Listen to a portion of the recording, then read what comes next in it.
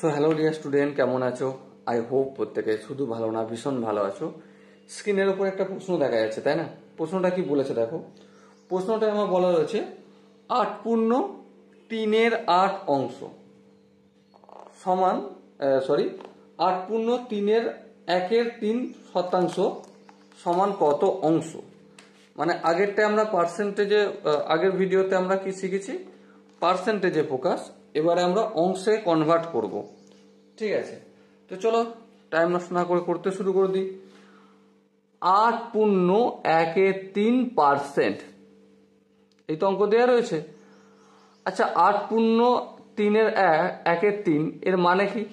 প্রথমত 8-এর সঙ্গে 3 মাল্টিপল করব, তার সঙ্গে 1 যোগ করব, তাহলে 3 8 24 আর 1 25, তাহলে 25/3। ওকে, ঠিক আছে।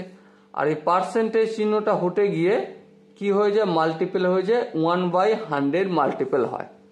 ওকে, তো এটা কিসে প্রকাশ করলাম? ভগ্নাংশে প্রকাশ করলাম বা ফ্র্যাকশনে কনভার্ট করলাম।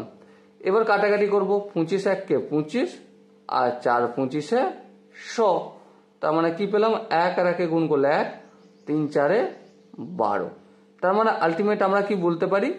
8 পূর্ণ 1/3% বা পার্সেন্টেজ ইকুয়াল টু 1/12 অংশ।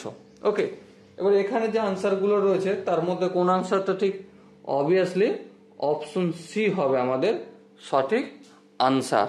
ওকে, আই হোপ এই কোশ্চেনের কনসেপ্টটা বোঝা গেছে।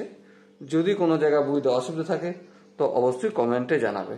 ওকে, আর দেখা হচ্ছে নেক্সট ভিডিওতে। ততক্ষণ পর্যন্ত ভালো থেকো, সুস্থ থেকো এবং জয় হিন্দ।